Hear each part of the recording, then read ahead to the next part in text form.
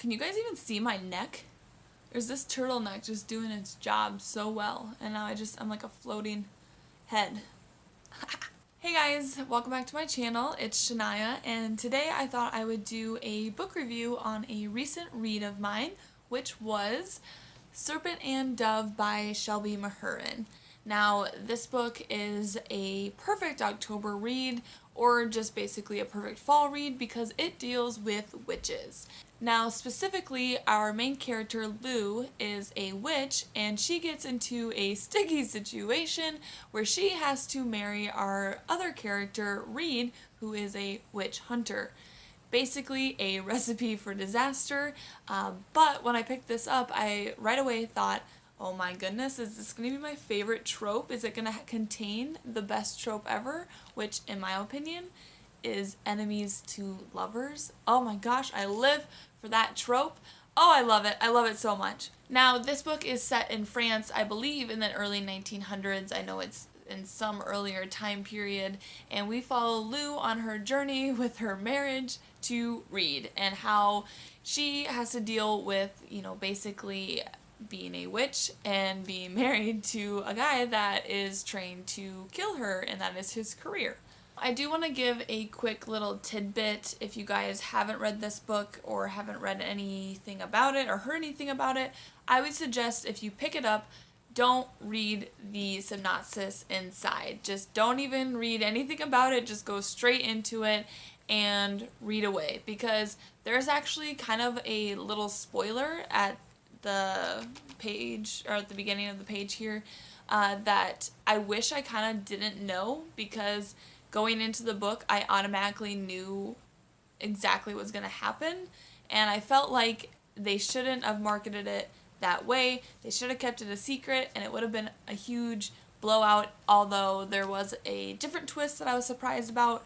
However, if I were you, and if I could redo it, I just wouldn't read what was on the jacket. I would just go straight into the book knowing nothing. Although, I think it's okay that you do know it's about witches, and it's about her marrying a witch hunter while she's a witch.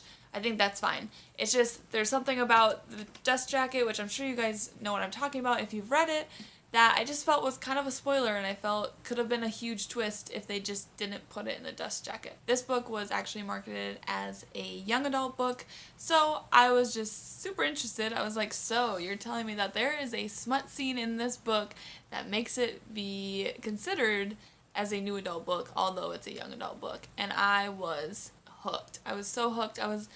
Which I think I kind of messed up a little bit with myself, because instantly when I thought of this, because people were saying it should have been a new adult book, I was instantly comparing it to A Court of Mist and Fury by Sarah J. Maas, because that should have been a new adult book. And I think it is categorized as a new adult book. So I was like, oh my gosh, is it going to be as good as this book? Because I love this book. Is it going to be as good?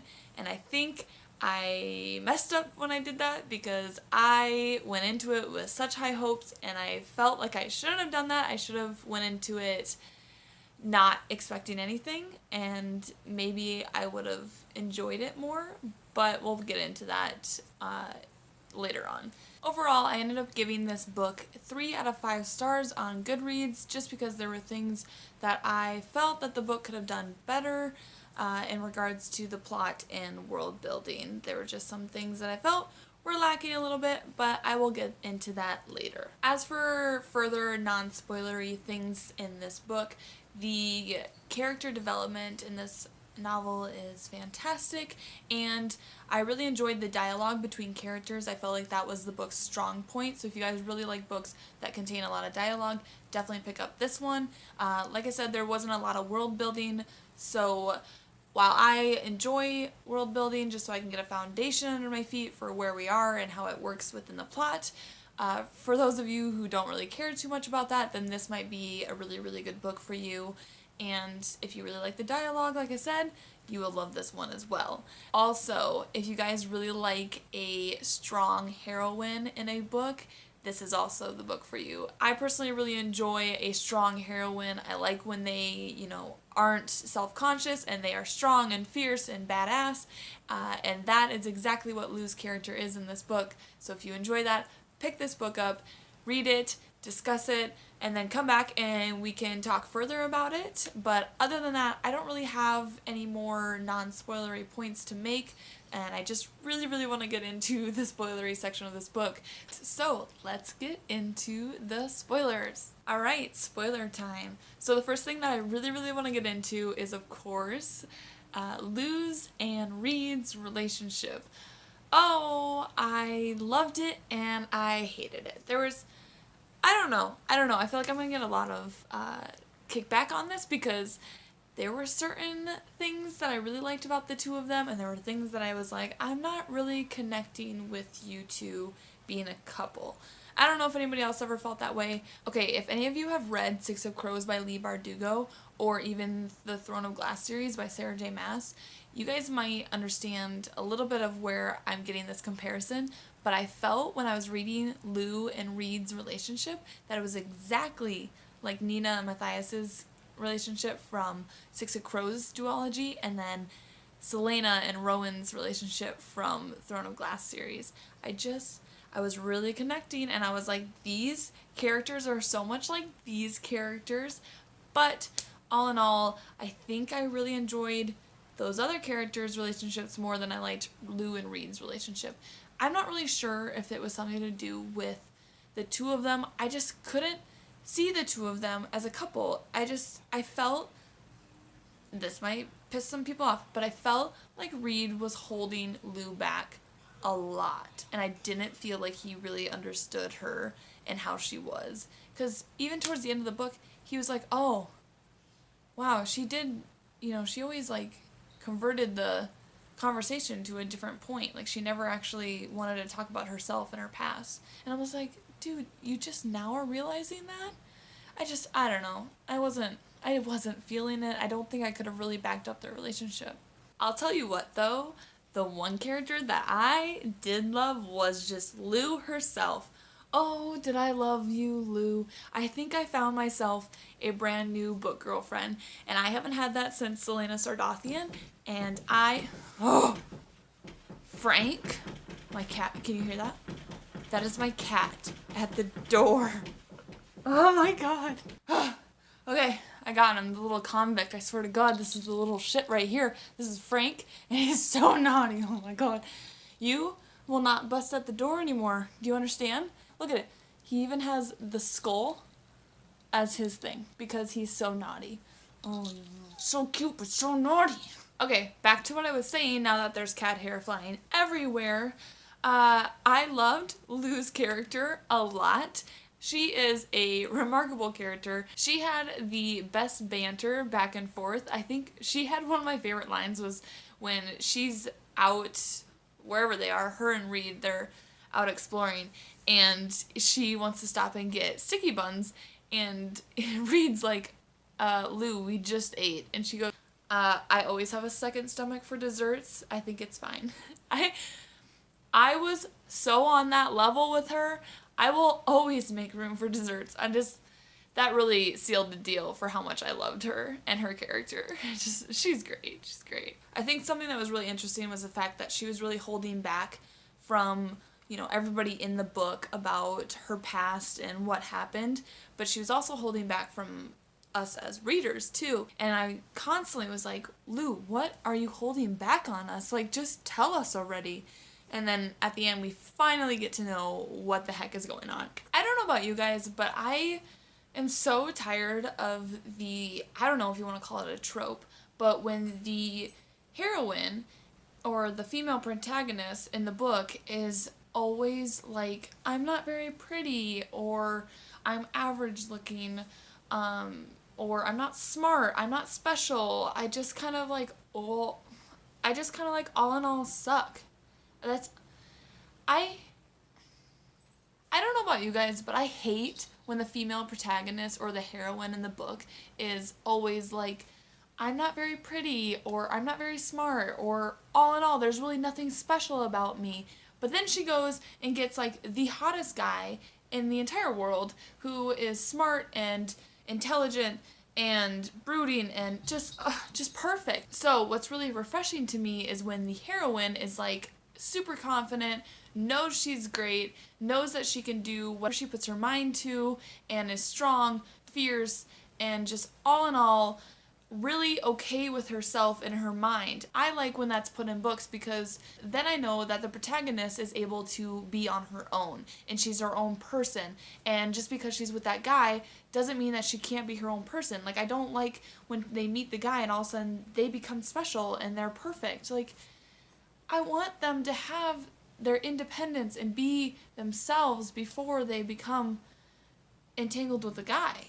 And so I think that Sarah J. Maas does a really good job with that, obviously, in Throne of Glass with Celaena Sardothien, but I really, really liked how Shelby Mahurin did that with Lou's character. I mean, she didn't need no man. She was her own woman, and I loved it. And even if she hadn't met Reed, I feel like she probably could have gotten out of what happened at the end of the book with the ritual. I feel like she could have done it herself because she did it one time on her own, and I felt like she could do it again. Continuing on with the relationships in this book, with Reed and Lou's character, I know we're going backwards, but I just felt like Shelby Mahurin could have added more slow burn. I wanted just a little bit more slow burn before they had come together. And I know with enemies to lovers it's kind of hard to balance that, but I just felt like we could have stretched it out a little bit further and maybe even not have had the scene that happened, the little sexy scene. I felt like that could have waited until maybe the second book. I don't know, I just felt like maybe a little bit more slow burn was kind of necessary between their characters because they, hated each other at the beginning, but they all of a sudden didn't hate each other. I just felt like I needed a little bit more medium ground from when they really hated each other to when they no longer hated each other. I felt like I needed just a little bit more time in the middle there. Alright, so I really want to get into the world building. Like I said in the beginning, I just felt like there could have been more world building in the book because I didn't fully understand it. I think I wanted more history about why the witches were hated so much and how the witch hunters came to be. I know that it was touched on, but I just think a little bit more information would have been necessary to really encompass the entire story. Like when Morgane, or is it Morgan? Whatever, the head honcho lady of the LeBlancs, or she is a LeBlanc, whatever. When she came in at the very beginning, I was like, who is this girl? Like, everyone's saying like, oh, she's this woman, lost sorcerer, or whatever that word was. But I didn't know who she was, and I needed more. I needed more from that, and I felt like it could have been delivered there. And I definitely felt like there could have been more information between the witches from the Blanches and the Blood Witches, which I know if you got to the end of the book, it's said that we're probably going to learn more about the Blood Witches in the next book. But I do feel like there could have been a very set ground foundation at the beginning that says these are these witches, these are these ones, and it would have made a little bit more sense. But yeah, there was more world building that definitely could have happened. I feel like we could have gotten more background about the Blanches, or I don't know how you pronounce it, but those witches and the Blood Witches, and then also, like the Archbishop and the Witch Hunters. I felt like all in all, we could have gotten a little bit more of a history lesson between all three of those different types of characters throughout the book.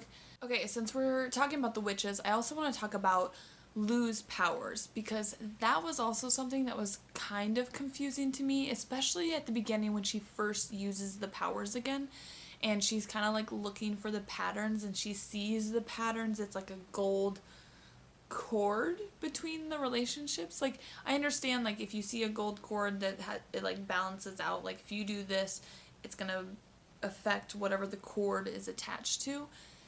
But I felt like there could have been more explanation for that, and more explanation of, how Lou was power-wise compared to other witches. Like, I know she wasn't as good as other witches because she had been out of practice for a long time, but like, because her mother was who her mother was, did she have more power and more prestige than the other witches, even if she was out of practice? Those are the questions that I had throughout the book, and I just wanted more badass moments, I guess, from Lou, which she did a little bit when she was trying to save Reed and herself, but I don't know. If you guys can explain to me her powers a little bit more, please do, because the whole pattern thing didn't really make a whole lot of sense to me. Maybe I need to study more on witches, but it did make sense to me. Alright, there were a lot of twists that happened in this book that I wasn't exactly prepared for, and one that I did not expect at all was the fact that the Archbishop was Lou's dad. Honestly, Lou's dad wasn't even a big thing to me. I didn't even think it really mattered. I just thought it'd be someone random. But it was not random at all. And immediately when I read that, I had to go back and look at all of their encounters together between the Archbishop and Lou. I was just mind blown. I did not think that that was going to happen. I didn't think that that was even going to be a part of it. I didn't think her dad was going to be a part of it at all. And just the fact that, one, she's married to a witch hunter, but on top of that, her mom is like the most powerful witch, and then her dad is like the most powerful witch hunter or the top dog in the church. Oh, Lou, your life is just out there. It's absolutely crazy. It was definitely a planned birth for you. I'm sorry, but oh man, that's just a crazy, crazy, crazy twist. Oh god, I wasn't expecting that. Oh my gosh, another twist that I wasn't expecting either. I don't know what was going on with Shelby Mahurin that she wanted to hide everybody's parentage, but Reed, his mom was Madame LaBelle. When I was reading that at the very beginning, it went over my head. I didn't think that Madame LaBelle was going to be a very important character, but she was. She was a very important character, and so when Lou figures out that that's his mom, I was like, oh, what? We're just getting whiplashed over here with parents. Archbishop is Lou's father, and Madame LaBelle is Reed's mother. Oh my goodness, everybody's parents are being figured out really fast, and I wasn't ready for it. Alright, into the ending. I felt like the ending was just super rushed. I didn't feel like I understood what was happening because things were going boom, boom, boom the entire time, and I wanted to know more about the witch's house or land or whatever you want to call it. I wanted to know more about that because I didn't understand you just all of a sudden came up on it and you knew it was there.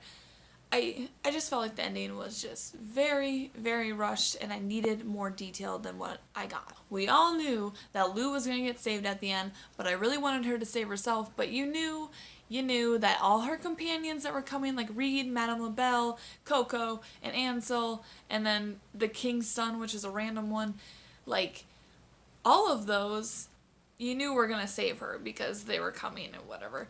But, oh man, I wasn't expecting all these people to die. I mean, Lou almost died, which, plot twist there, but she was saved. We knew she wasn't gonna die anyways.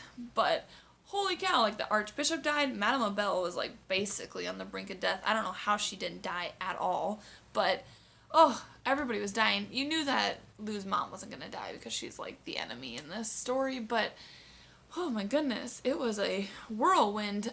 But it was very fast. It was very fast. Like I said, I wanted it to just slow down. But I know when those things are coming, you gotta go fast. I get it. But I needed a little bit more background between all of it. Oh my gosh, that's another twist. Another freaking twist. I don't know what it is about Shelby Mahurin, but she just wants to hit you with parents. And you're not ready. You're not ready for it at all. But we figured out Lou's parents, twist there. And then we get Reed's parents, twist there. But Reed, his dad is the king? So, he's also split. He's half witch, half, bad guy? At least in the witch's point of view. And then Lou is too. What a conundrum those two are in. Oh, that was crazy. And, if Lou dies, then Reed dies, of course. What a, traumatic turn of events there. Oh, you can't kill him, and you can't kill her. They are meant to be together. Oh my goodness, what is going on? And there's also a scene that I was just so confused by. It was like the part where Reed and like Madame LaBelle are arguing about Madame LaBelle changing his features into someone else before they go into the witch's castle or whatever. And all of a sudden, they just see, like, they're just like some people standing, like a couple witches and some escorts, and the witches are like, ew, you're too ugly, I'm not taking you in there. But it just seems so convenient that they were right there. Like, and then like all of a sudden there was just people right by that they could easily disguise for and make Reed pretty and then get the girls to flaunt all over him. It just seemed really convenient, and I just didn't think that the scene was described as well as it could have been. But at the very end, we finally get to realize that we are going into Coco's land, and we have to go meet her aunt. But like, her aunt, like, I didn't understand the fact that her aunt was just this powerful being. Like, she just said this name, and everyone's like, oh my gosh, that's your aunt?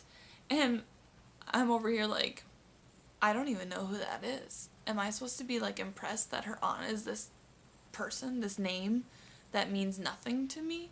I'm really excited to see where this story goes, and like I said, I rated this 3 out of 5 stars just because I felt like there's a lot more development that could have occurred in the book than what we got. So all in all, it was a good book. I'm really glad I read it, and I'm really glad I got to learn more about Lou, and excited that I have a new book girlfriend that I can talk about. So other than that, that is all for today's video, and I hope you guys enjoyed this book review on Serpent and Dove, and I hope you guys go ahead and read it and let me know what you guys think of it down in the comments, or you can also follow me on Instagram, Twitter, Tumblr, or Goodreads as well.